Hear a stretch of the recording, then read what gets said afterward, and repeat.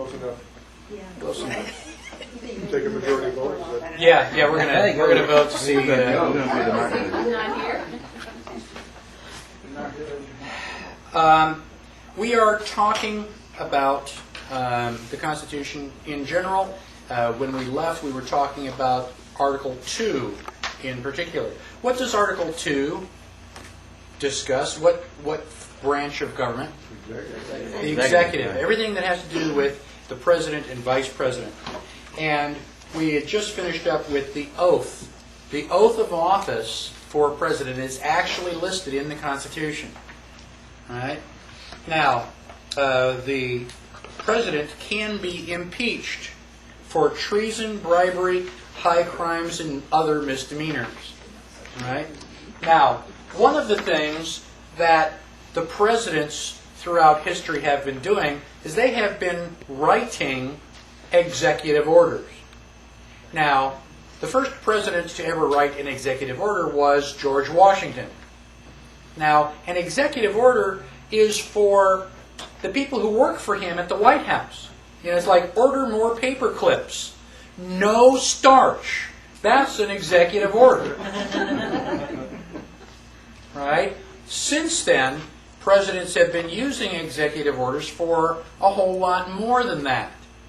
Now, let's just pick on Bill Clinton because he's an easy target.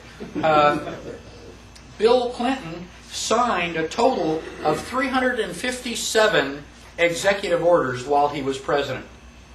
Now, these executive orders basically give some form of absolute authority to one of the federal agencies in time of national emergency. So, if there is a national emergency, FEMA is going to go in and take care of all the hospitals and stuff. In a time of national emergency, your Energy Commission is going to go in and they're going to take complete and total control over power generation. And other agencies are going to go in and take over complete control of transportation. The FCC, I mean, you guys don't do radio stations, but in every radio station, in all their radio, electronic setup, they've got a chassis built into the system where the FCC can automatically, by remote control, take over the radio station. So you can be doing the wild 50s music or whatever, and suddenly they send out a radio signal and they are broadcasting and you're not. Isn't that great that the federal government can take over what goes out over the airwaves? Now, I've got on page 15 of your handout, I have a list of which executive orders Bill Clinton signed in which year. Notice that in 2001, and he left office January 21st, in 3 weeks before he left, he still signed 3 executive orders. Now, Paul Begala, his top advisor, has been quoted. He's been on TV saying, "Stroke of the pen, law of the land." Kind of cool, huh? Well, yeah, I suppose if you're the king. It was a monarchy when the king would sign a proclamation and make it law. If Bill Clinton does that, doesn't Bill Clinton bypass Congress? What happens to our series of checks and balances? Just thumbing their nose at it. So, I don't care who Bill Clinton was sleeping with. If Hillary doesn't care, why should I care? It's not hurting my feelings. But I'm a little bit irritated with the 357 executive orders that he signed. Each one of those, as far as I'm concerned, he should be locked up for treason. Now, back on page 49, I believe, of your handout, is a list of web pages. And these are web links that you can go to study a lot of these particular executive orders. Don't take my word for any of this stuff. Go out and do your own research. Read the executive order for yourself. And I've got summaries down there. 11,490 assigns emergency preparedness functions to federal departments and agencies. 10,997 emergency preparedness functions to the Secretary of Interior. Emergency preparedness functions to the Secretary of Agriculture.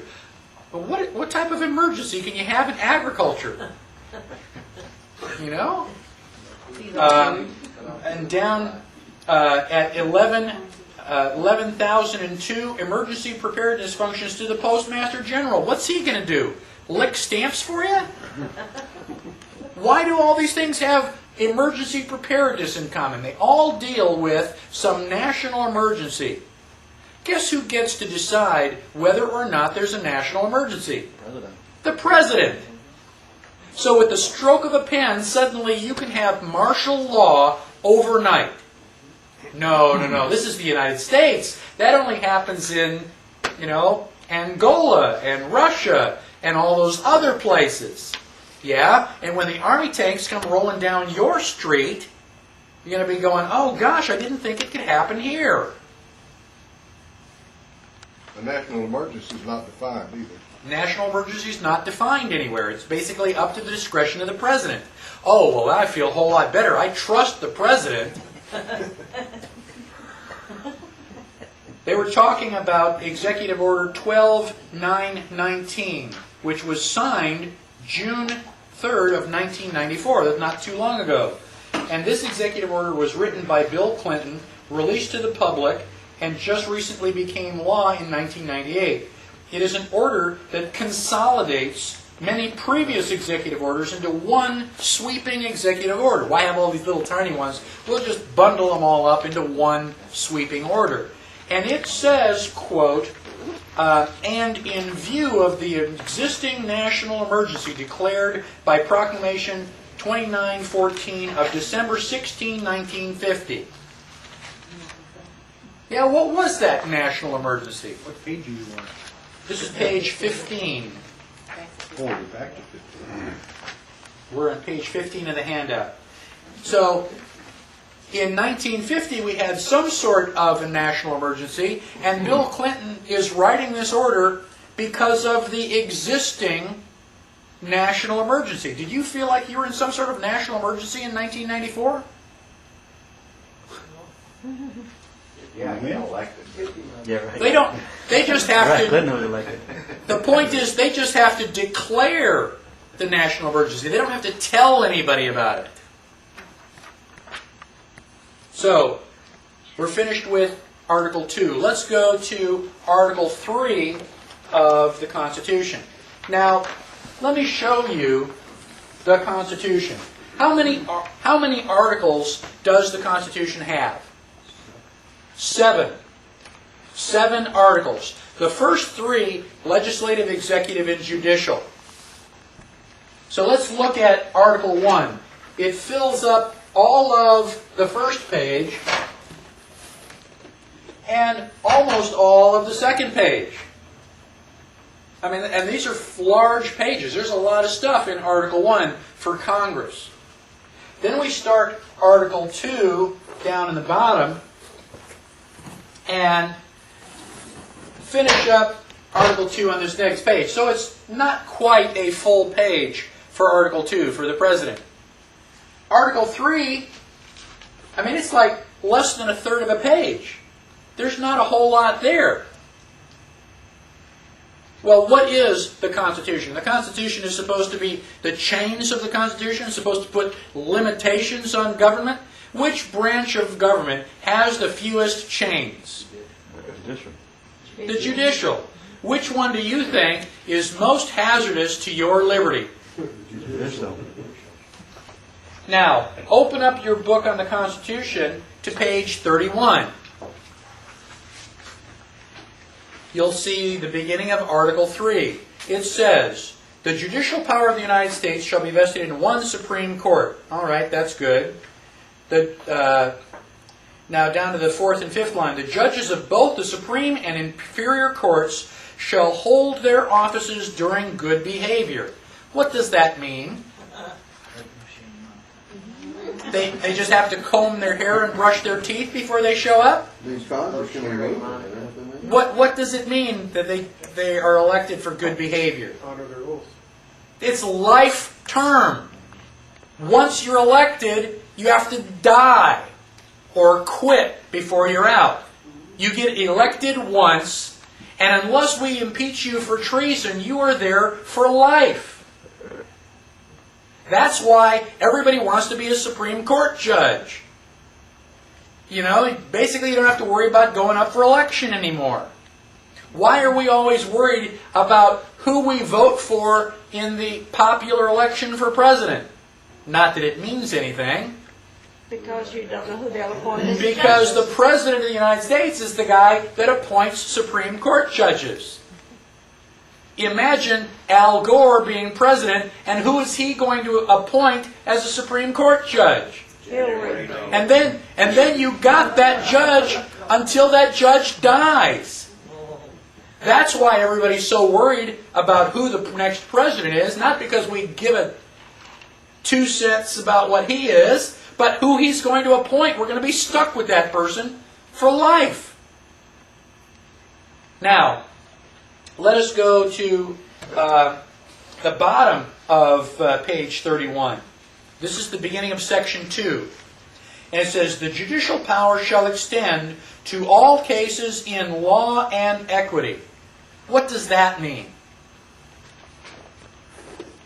In law and equity. Constitution and contract.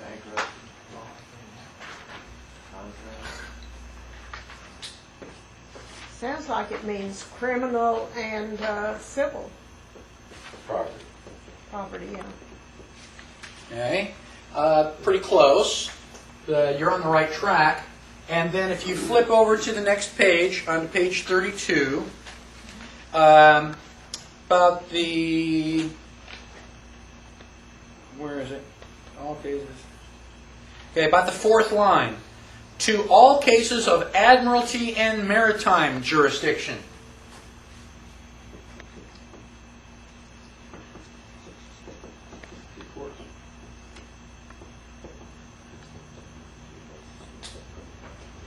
Okay. The key is in this last phrase, admiralty and maritime jurisdiction. We have a different jurisdiction. These are the 3 types of law that the Supreme Court has jurisdiction over. We have, the Constitution is the supreme law of the land. But that is only common law.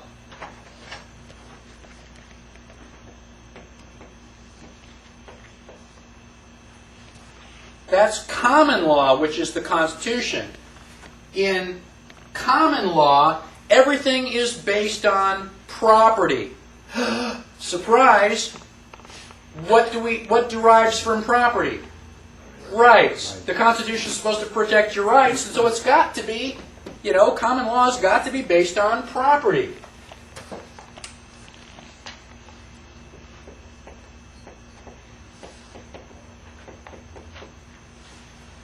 So if you run over my mailbox, and that's my property, what has to happen? You have to restore my property. Instead of me beating you over the head with a baseball bat, you come over and fix my mailbox. As soon as you fix my mailbox, we're friends again. Right? There are two laws, or two aspects to common law. Don't mess with anybody's property, and do what you say you're going to do. That is where criminal law and civil law derive from. So, I've got criminal cases and civil cases. Again, criminal is based on the violation of property. Civil case is based on a violation of your word. You promised to do something, I was going to pay you, you reneged on the contract, and so I take you to civil law. Now, just briefly, let's flip ahead to the Fifth Amendment. That's going to be on page 44. The Fifth Amendment is on page 44 of your Constitution, and the second to last line, it says, shall not be deprived of life, liberty, or property without due process of law. What is due process of law? You get your day in court? Is that due process? If I've got this kangaroo court over here, I'm in West Virginia, and yeah, I've got all my brothers and sisters on the jury. You want to go and sit in my court? Is that due process? No.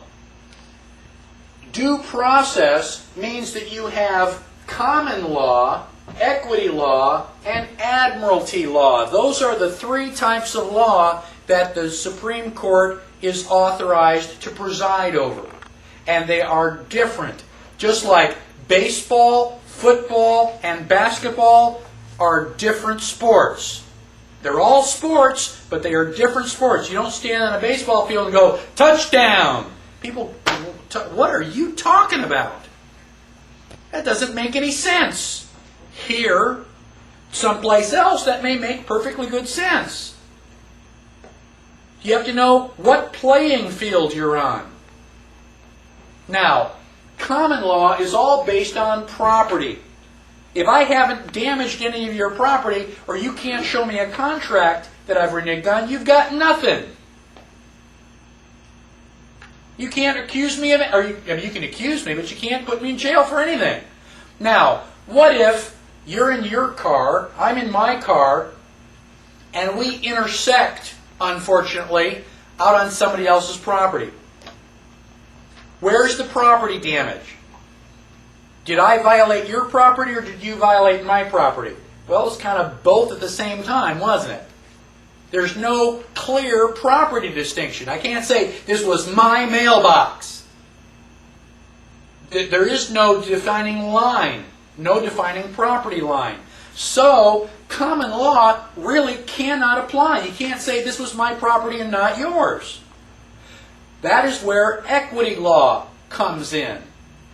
Under equity law, the judge has arbitrary power.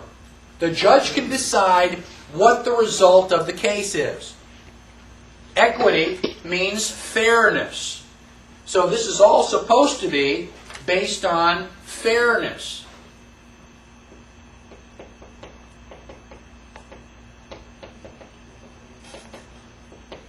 Defined by who? The judge. So, I mean, if you like the judge and you trust him, that may not be so bad.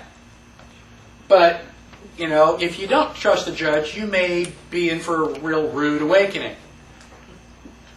Now, if it's not going to be in equity court, then you drop down into admiralty court. What does admiralty and maritime make you think of?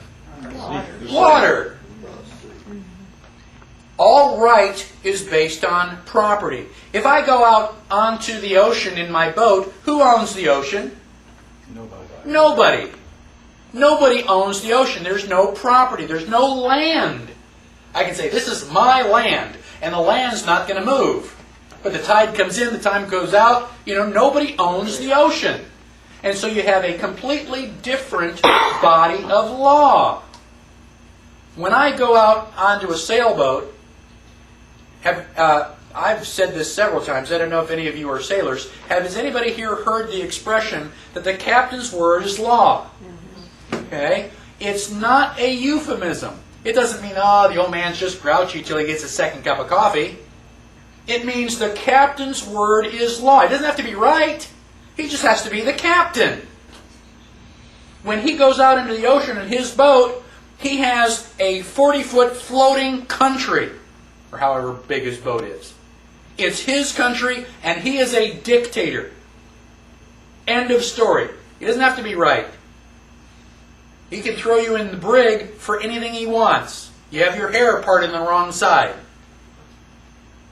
Now, if I'm floating out there on the ocean in my boat, and I find another boat, and there's nobody on the boat, who owns it? The captain. The captain.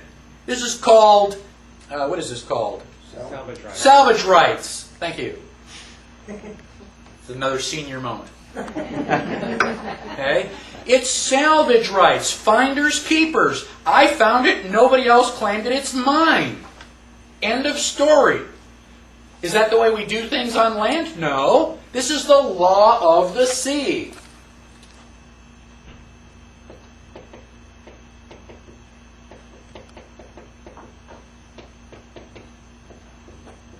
What is the Constitution?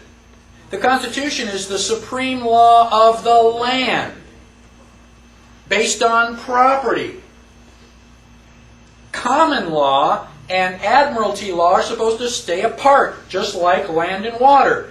Admiralty law is allowed to come up on land as far as the high water mark, originally.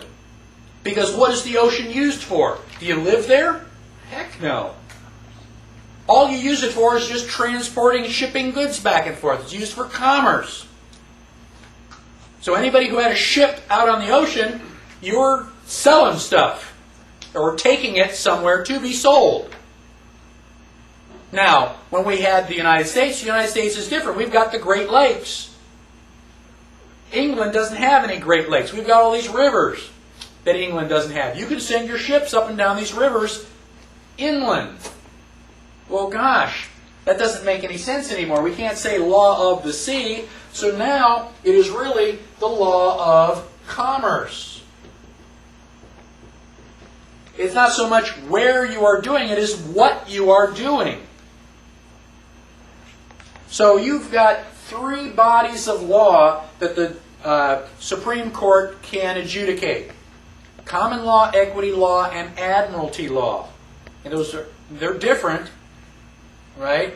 Now, are those the only bodies of law? No. Those are the only ones that the Constitution acknowledges. So we can have, these are constitutional laws. Anything that is specified by the Constitution is constitutional. Anything which is prohibited by the Constitution is unconstitutional. What if something is not specified, but not prohibited by the Constitution? What do we call that? Administrative. It's extra-constitutional. It's outside the constitutional, but it's not forbidden. One of your rights is the right to contract. You have an unlimited right to contract. Now, if I say, I will pay you $200 to paint the house my dog sleeps in, you go, wow, it's a great deal. I mean, how big is the biggest dog house you've ever seen? You know, about yay big? $200? Yeah, I can do that in a couple hours. Yeah, I'll do that. You sign the contract. And I walk you around the corner and I show you this, 3-story mansion. 27 rooms. They go, well, this is the house my dog sleeps in. Guess what? You're in deep trouble. Because you got to paint that house for $200. Was that a good contract? No. Is your right to contract unlimited? Yes. That's why they say, read the contract. They're not kidding. Now, that's common law, admiralty, and due process. Like I said, you have a right to common law process. The only time they can move it down is if the distinction of property is not clearly defined. Now, if we move to page 16, okay, Marbury versus Madison is a Supreme Court decision. It is a very important Supreme Court decision. Good and bad. Okay? The good news is that the decision of Marbury versus Madison in 1803 says, certainly all those who have framed written constitutions contemplate them as forming the fundamental and paramount law of the nation. And consequently, the theory of every such government must be that an act of the legislature repugnant to the Constitution is void. If it's unconstitutional, it was never a law to start with. That's the good news. The bad news is up above that. It says the critical importance of Marbury is the assumption of several powers by the Supreme Court. The assumption of powers. They assume that we can do this. Prior to Marbury versus Madison, who decided what is and is not constitutional? Well, the question never came up. It's not listed in the Constitution. Article 3 is very short. It just says that there is a Supreme Court. It doesn't say what they can or cannot do. And so John Marshall said, well, we're the Supreme Court. We are going to decide what is or is not constitutional. Okay, everybody just kind of went along with him. They didn't have a better idea. So now, let's pretend, just for a minute, that the Supreme Court decides that the First Amendment does not give you a personal right to freedom of religion. You only have freedom of religion if you are Catholic, Protestant, or Jewish. Is that right? The Supreme Court said so. Does that make it the way things are? No! You have to remember, the Constitution says what the Supreme Court is. The Supreme Court does not get to say what the Constitution is. That would be circular logic. Who decides what is or is not constitutional? We the people. Who created this thing in the first place? If we decide the Supreme Court is out to lunch, it's up to us to correct it. There's no formal way to do that, but we can amend or abolish the Constitution anytime we see fit. Well, let's rewrite Article 3. So, I've just gone over constitutional, unconstitutional, and extra-constitutional. Extra-constitutional is not specified nor prohibited by the Constitution. It is basically just in addition to. Now, there are some ideas that came about because of all this shipping. You're in England and you ship all your stuff to North America, and all the people buy it and pay you in gold, which is the only thing they would pay you with. And your boat is coming back to the United States, or to England from the United States, with all this gold. What happens if the boat sinks? Salvage rights. Well, yeah, salvage rights. Anybody who can get the gold, it's yours.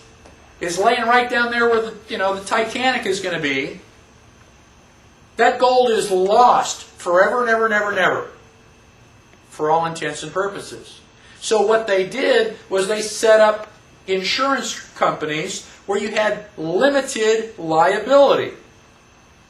You have several shipping companies, and if my boat sinks, the other shipping companies are going to help me pay for it, so that I don't lose everything that I had with that one boat. Now, the bad news is that if one of their boats sinks, I've got to chip in money to help pay for theirs. That's limited liability. Now, in order to have that, you have to have a contract. And only under contract can you compel performance. If the Constitution protects your rights, is there anything there that says you got to come over and cut my grass? Can I force you to cut my grass or do anything for me,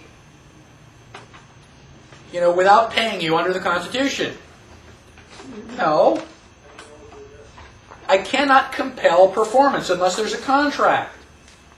So basically what they've done is they've set up contract law.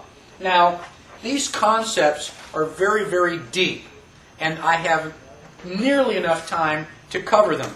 However, I strongly recommend that when you continue your research, you continue your research on the various types of law. And if we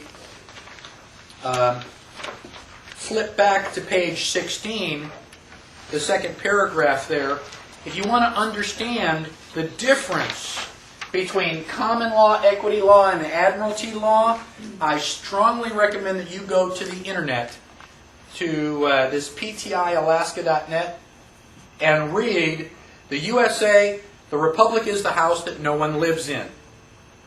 It is a 58-page document that you can download for free. Don't give me, oh man, 58 pages? Oh, that's a lot. Okay, don't read it and let your liberties go down the toilet. Liberty is not going to be easy. Reading a 58-page document is the least of your worries. And it is at the very least that you can do to protect your liberty. And that will give you a very, very clear understanding of the different forms of law and how much of this derives from Roman civil law, where you have no rights. So, we want to continue law. This is not all of the law. It's the 3 that are constitutionally specified, but there are other laws. All the laws written by Congress since the Constitution was written are called statutes. Originally, they were organized by date. That was the law that we passed in 1789. That was the law that we passed in 1791. Well, when they weren't passing very many laws, that was easy. And then eventually, it was, gosh, was that the law that we passed on Monday or the one that we passed on Tuesday? And then eventually, Monday morning, Monday afternoon, gosh, was that before or after lunch? I just can't remember all these laws we're passing. So they organized them by index. And we have 50 titles. Those 50 titles are part of the United States Code. And you can download the United States Code off of the internet. And I give you a website on page 18. Basically at the bottom of page 18. You can download them. The only thing is that you've got to download each title by itself. So it's a little bit monotonous, but you get all the information. You can also order a CD-ROM. I think it's about $35, $40. You can get it from the National Archive, and you'll have everything on one CD-ROM. Amazing stuff. I highly recommend it. Now, within the United States Code, there are 2 types of law. Positive law and non-positive law. Positive law applies to everybody. The Freedom of Information Act, Title V, that applies to everybody. Black, white, male, female, young, old, doesn't matter. It applies to you. Some of these laws are non-positive law. They don't apply to everybody. Title 27 of the United States Code is alcohol, tobacco, and firearms. Now, if you distill alcohol, or grow tobacco, or build guns, you fall under alcohol, tobacco, and firearms. And you have to pay special taxes. Anybody here distill alcohol? Grow tobacco? Build guns for a living? Okay. Well, if you don't do any of those things, then Title 27 does not apply to you. And it is non-positive law. It only applies to the people who do those special things.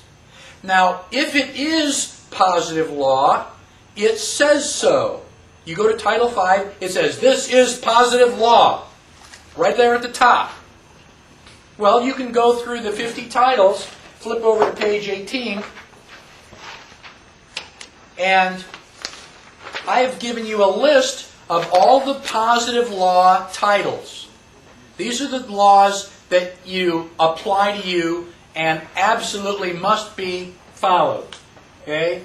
And out of the 50 possible titles, only 22 have been enacted into positive law. Can you find Title 27? Alcohol, tobacco, and firearms? No, because it's not positive law. Please find Title 26, Internal Revenue.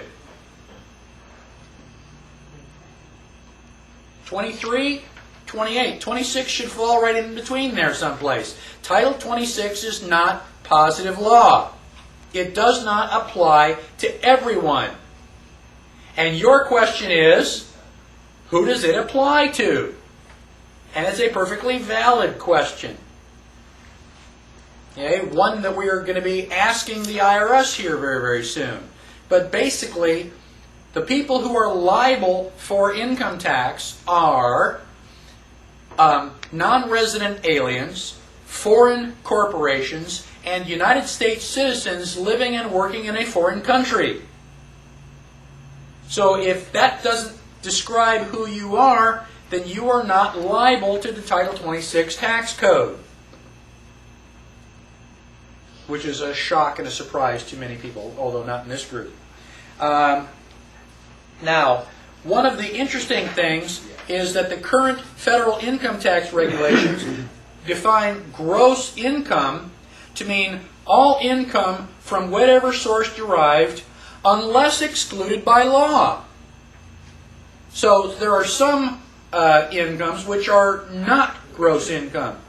The regulations explain that the items of income compensation for services make up classes, and then regulations direct the reader to another section which provide classes. A class of gross income may be excluded income. And that leads to a section, it's very, very convoluted.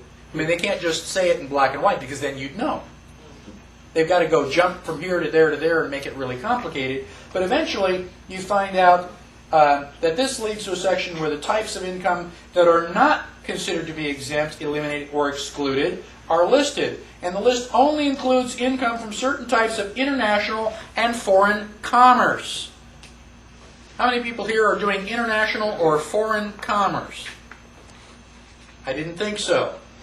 So, what you can do, for those of you who are interested in this, you can go to page 52 of the handout. And I have a long list of websites that you can do research in or at, establishing basically what the tax code is, what it says, and I'd like to repeat the 3 rules listed over on the side.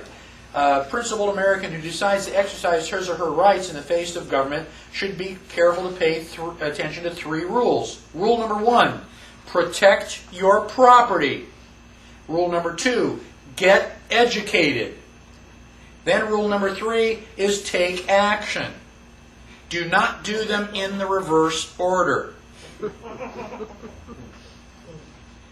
The government does not play fair. They do not play nice. If you are going to do this at all, be prepared for the ride of your life, because it's going to take pretty much all of your energy. Now, most of the law here in the United States falls under the Uniform Commercial Code, the UCC. Now, uniform means the same, or, basically everything is alike. What they did in the early 1930s is to take equity law, where the judge has an arbitrary decision, and admiralty law, and combine them together into the UCC, uniform. So that equity and admiralty are now the same. That makes everything a lot more convenient, doesn't it? Convenient for whom? Convenient for you? No, the people who were taking advantage of it. This is Uniform Commercial Code. What does commerce mean? Trade. Trade, contract. And code is not law, necessarily.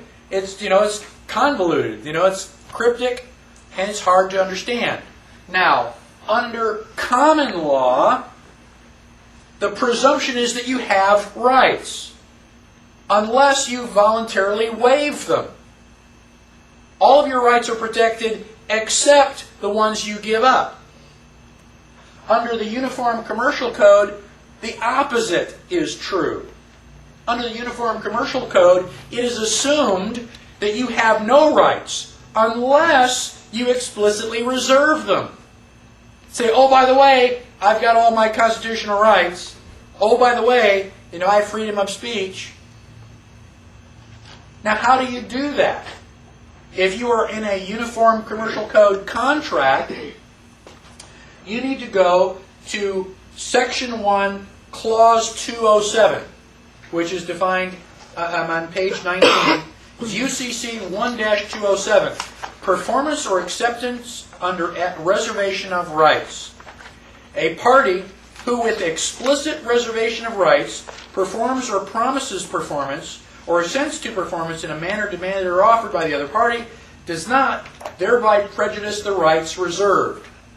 Such words as without prejudice or under protest or the like are sufficient. So you just have to say out loud or in writing that you are reserving your rights. Now, why do they have to do that? They have to do that because any body of law, in order to be valid, must have two items: remedy and recourse. Remedy means that you are able to get out of trouble once you get into trouble. So, if you're going to put me in jail, if I broke something, I've got to have some way I can fix it. Anybody hear of debtor's prison? Debtor's prison, you owe me money. Well, I'm going to put you in jail until you pay me my money back. You're in jail. How are you going to go out and get any money? Well, that's your problem. Kind of a catch-22, isn't it? And so you just had all the prisons just filling up with all these people who couldn't pay their debt, which is now completely and totally illegal. Now, under... the other option, the other thing that law must have is recourse. You have to have some way to stay out of trouble in the first place. It's like, okay, just tell me what I have to do so I don't get put in jail overnight in the first place. And that's recourse. And that's what UCC 1-207 is. They've got it all the rules are set up so they win the game. Mostly because we didn't tell you the rules. Is the UCC unconstitutional? No. Is it specified by the Constitution? No. It makes it extra constitutional. It is out there in addition to the Constitution. Do you have a right to sign contracts under the UCC? Yes, your right to contract is unlimited. You can sign any contract you want. You just have to know that you've done it. And they're not telling you. Now, what generally happens under the UCC is something called notice and grace. I have to inform you of what's going on, and I have to give you some time period for you to respond. So I send you a letter. Dear Joe, you owe me $1,000. Love, Mike. And I mail you this letter. You go, $1,000? I don't even know Mike. And you just wrinkle it up and you throw it in the garbage can. You figure this is just, like some hoax. Well, in my letter, it says, please pay me within 30 days. Please respond in 30 days. And if you just wrinkle it up and throw it in the garbage can, I show up 31 days later with the sheriff. And the sheriff will legally take the $1,000 from you. I gave you notice. I told you that you owed me $1,000. I gave you a grace period. I gave you 30 days to respond. Well, you didn't respond, so it must have been true. So your response is always, always respond. If I send you a bill for $1,000, sit down at the typewriter, the computer, mail it back going, what? I challenge that. What you can do is refuse without dishonor. You say, I don't owe you anything. Now whose job is it to prove that I gave you some sort of service? It's my job. That's what the IRS does. The IRS sends you a notice. They give you 10 days to respond. If you don't respond, you must be guilty. Don't be afraid of the IRS. Just write them a letter back within the first 10 days. Challenge their authority. Say, no, I don't owe you this money. Prove it. Oh, well, gosh, that's going to be a heck of a lot harder. Gosh, if you want us to prove it, then we're not going to be able to collect the taxes. Good. Doesn't that more often cause of, okay, we need to audit you to prove it? And that's my fear of all that. What's your Fifth Amendment right? Go ahead, audit. I've got a Fourth Amendment right to be secure in my person's, house's, papers, and effects, and a Fifth Amendment right not to incriminate myself. I've got my, checkbook and stuff. I don't have to give it to you. I don't even have to sign my 1040 form. If I sign it under penalty of perjury, must be true. Well, if I don't sign it, let me see. I don't have to give you, the government, anything that you can use to put me in jail.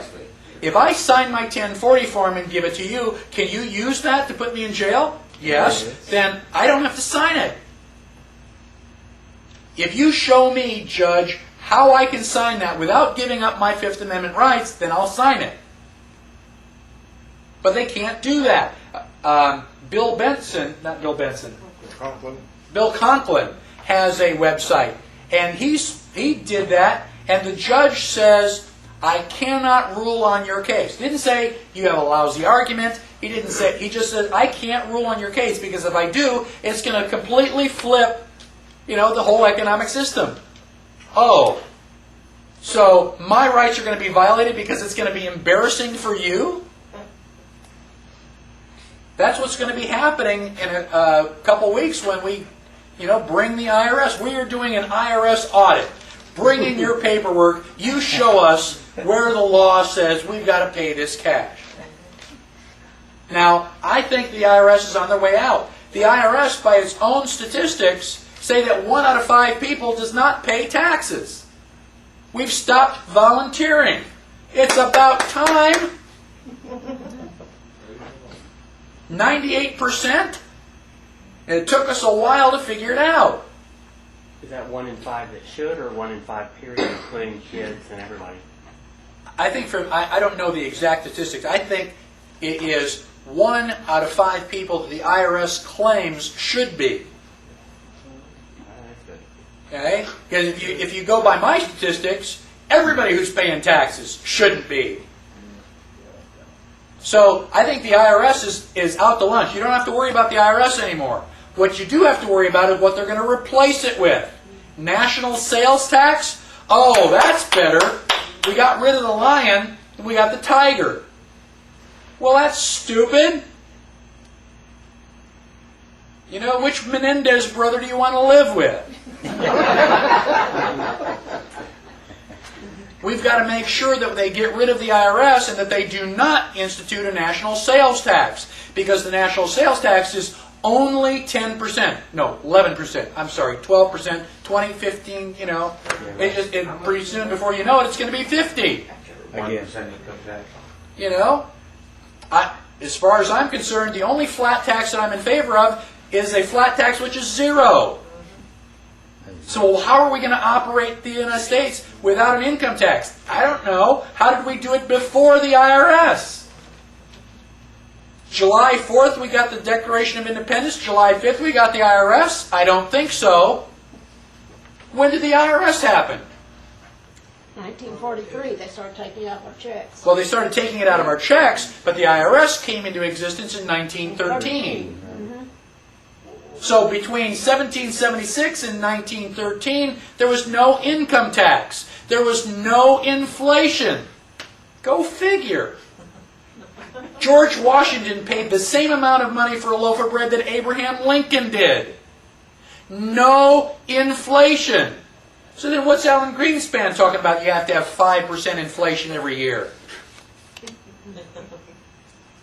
I'll get into more of that a little bit later. I want to get So we've got the United States Code, which is congressional statute, but you actually have to read it, and not all of it applies to you. The other stuff is the Uniform Commercial Code, which is private law. It's a copyright. Can you use somebody else's book without their permission? No. Can you use somebody else's law without their permission? No. How do you get permission? Become a lawyer. When you become a member of the bar, then you get permission to execute their code.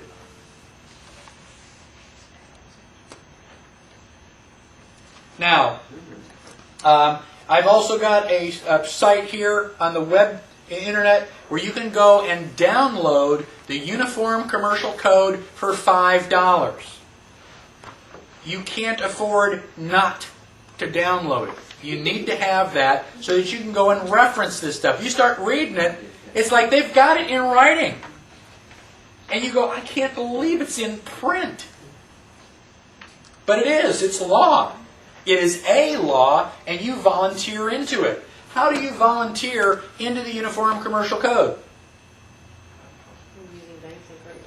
Anybody spend these? Anybody recognize this? Mm-hmm. What is this? It's a note. It's a note. Every time you spend one of these, you are automatically de facto under Uniform Commercial Code. Now, what is common law? Common law is based on property or land. Now, when you are under property, your economy is quid pro quo. That is Latin, which means something for something. You gave me silver, which is something. I gave you a book. That's quid pro quo.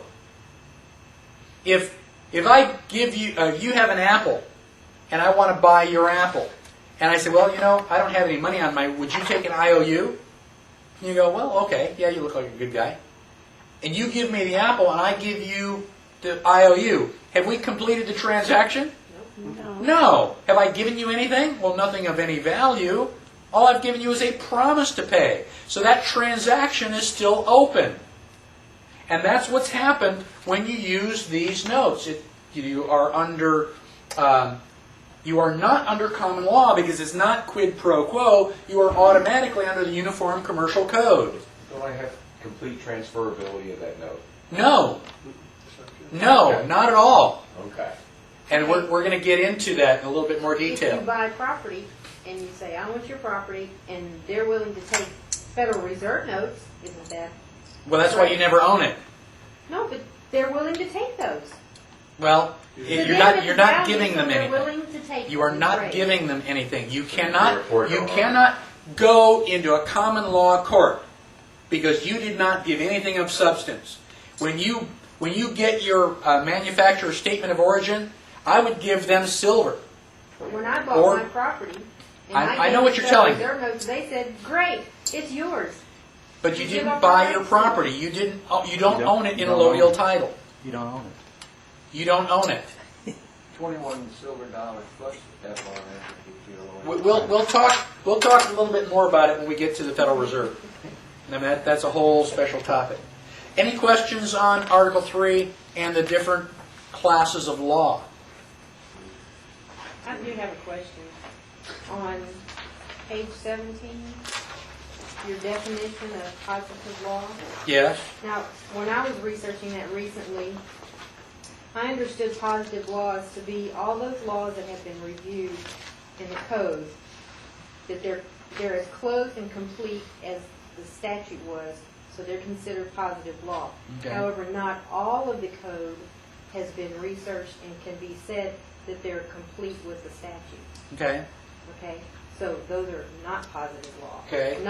Didn't have anything to do with who they applied to. Okay. Which, when I read this definition, Well, I'd like to see your definition because I'm always willing to learn. I mean, there's stuff that I can be telling you that's wrong. I'm not deliberately giving you any bad information. I just don't know everything. well, like you have this definition here about a positive law title is one which. Well, I've gotten that Is that out your of definition? Or I've gotten it out of Black's. The top part is Black. Black's law. The bottom part is my interpretation Okay. and understanding of it. So you're saying that you understand it that the statutes have been repealed? No. A statute is law. Right. Code is a reflection of the statute. That's why it's prima facie. Right. It's not exact. It's not exactly. And so whatever the code says, you've got to trace that back to the actual statute. Right. Now, the United States Code is statute. Now, all of the titles are statute law. You It's have to- not. It's not That way. code. You have to have a enabling clause and an effective date. Right. In positive law. Okay. But there is a difference between whatever the difference is. You know, there are differences, and not all of the titles apply are like positive law. So your definition. I mean, I don't know how I would interpret that. How does that apply to Well, me? like in Title 26, they have, whoever, and I did read who they've empowered to go through and research this, has not gone through all of Title 26 and can say that each section accurately reflects the statute that was passed. Now, what is the statute? But see, when you look through the code, because it's not positive law, to really know what the law is, you have to go to the statute. It has no enabling I'm clause. asking you, what No, is each- the statute? But sections of the code reflect statutes, different statutes. Supposed to. Okay, Yeah, it's a supposed reflection. to.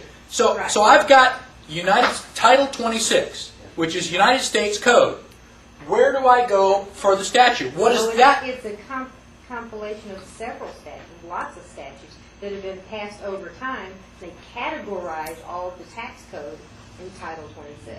Okay. All the different statutes over all the different years just get Okay. categorized in Title 26. Well, So you I'll can look research them that. I'll research that a little bit deeper. Yeah, Michael, I'm not sure, and I'm not trying to speak for Renee, but I read the same thing. And where I got the information, I was on one of the legal websites that ties into the government site where the U.S. Code is listed. And this was it contained in some general I information think on that's one. probably where I read it. Yeah, I read a lot of those. It Okay. was on one of the general information screens that you go to before you get into, the Title 26 and Title 27. I'll go and research that a little bit more, because I've never heard that information before. Most people I know don't even know that the United States Code exists. So that's why, like when they refer to codes in some lawsuit, Yeah. if it's already positive law, then there's really no sense in going and looking at each individual statute. Right. I've already proven it's Okay. accurate. I mean, that sounds plausible. I'll check into that. Okay. Thank you.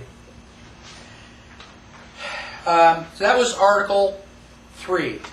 Why don't we take a quick break, and then we'll come back and pick up with Article 4, because that's going to be a long one.